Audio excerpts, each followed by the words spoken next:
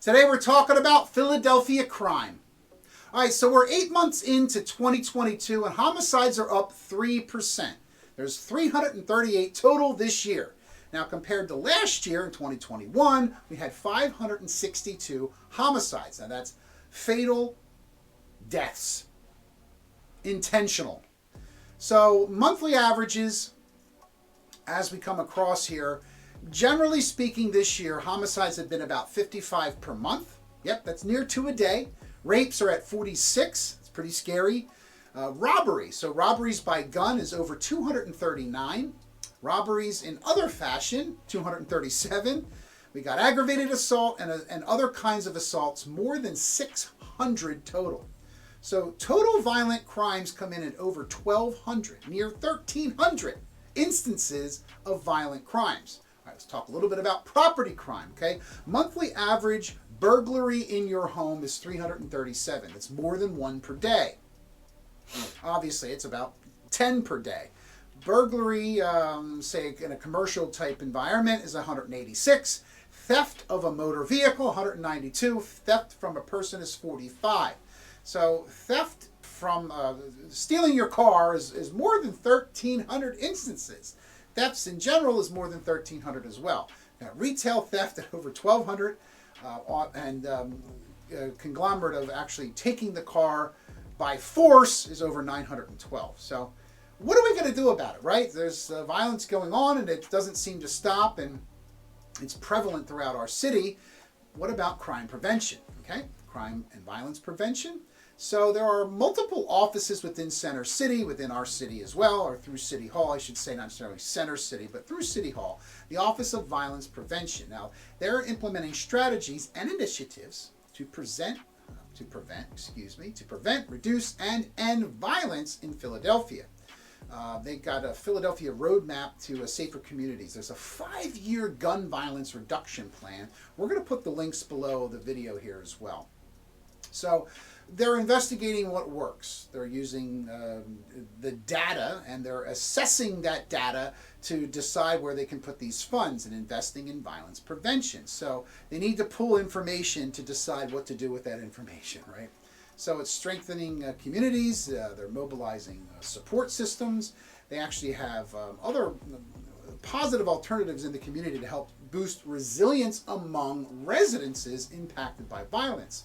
So what does all that say? OVP supports multiple different programs, but they're focusing on where's the crime happening, how do we stop it from happening, but once crime is already happening, what should we do? And then that third element of people that are already victims of crime. So there's a lot going on here. There's a community crisis intervention program. There's the violence prevention partnership.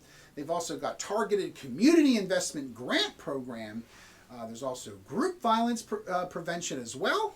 They've also got rapid response teams in place. So what is all this saying is we got to work together, okay? Don't be a victim, meaning don't leave your car unlocked. Don't leave your car unattended. Keep your cars locked. Be aware of your surroundings. There's also a group called Alert Philadelphia. Now, Alert Philadelphia provides timely notification of emergencies and events that impact Center City businesses. Also employers, property owners, hospitals, residential groups, community leaders, law enforcers, first responders, private security representatives, amongst all others as well. So there is also crime mapping analysis. So they're working with the Philadelphia Police Department. They use, basically they're using state-of-the-art, and we're going to put the link here, state-of-the-art mapping to collaborate on which public spaces are most likely for violence to happen. So the staff uses computer tablets to record and map and relay troublesome conditions in a public environment to over 20 responsible public and private agencies in Philadelphia. So we also have something called Community Court. This is, about 20 years ago. The Center City District launched Community Court. So it addresses the quality of life crimes, prostitution, graffiti, and retail theft. So these are nonviolent misdemeanor crimes were largely falling through the cracks of the Philadelphia locations concentrations. All right, so if you check out this map of where all the gun violence is happening, really it's the northeast Philadelphia, okay? I mean, it's Kensington, Richmond, Stenton, but I'm not saying it's always those three, but that's where it's heavily. The data don't lie. There are more than 1,100 gun violence instances, and more than 300 of them are fatal. Now, stop and frisks have been halted. Minor traffic stops are actually illegal for the police to do. So there's not enough really data to say. Some say, well, you stopped the stop and frisks, that's why there's more violence. Okay, maybe. You stopped the minor traffic offense stops, and that's why there's major violence. Maybe. The data is not in. We don't know. Now, who's they? Some want to bring back the stop and frisk. Some don't want the stop and frisk to come back. To quote boots on the street people in our city, there are places in the city where people are actually afraid for their own lives every day. They're afraid for their lives of their children and their neighbors. And it's almost become commonplace. It's almost become, well, it's part of it. So there is obviously 911 to call, but there's also 211, which is crime prevention. Now, don't get the two confused, but you want to prevent a crime, you call 211. It probably wouldn't hurt if you're not sure, call 911. Okay, so really this sounds like a lot, and this sounds kind of scary. It's like, well, wow, there's so much violence going on in Philly. I can't believe you don't walk down the street with a bulletproof vest on and with a helmet on and in a concrete tank.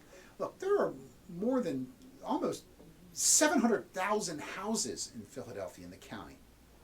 There are almost 1.6 million people. So if you actually did the math, it's 1/10 of 1% of crime per person. Look, we're the city of brotherly love, but what's happening here, it's scary. But it's something we can't avoid, so it's something maybe we should work together for. The information contained here is a matter of public record. The best thing is to be prepared, be aware of your surroundings, contact your local police, get to know them, get to know your neighbors. Together, we can help each other. Okay? I'm Gregory Martire, your local real estate expert here in Philadelphia, and I'm feeling safe in the city today. If you have any information, or you wanted to add a comment about our video here, please do so below. While you're below, hit that subscribe button, hit that bell notification so you can be alerted to all the wonderful things that we put out here on our channel about living in Philadelphia. You can call, email, text us anytime. My team and I are available nights and weekends. And thank you so very much for stopping out. We appreciate you supporting the channel. Have a great day, everybody.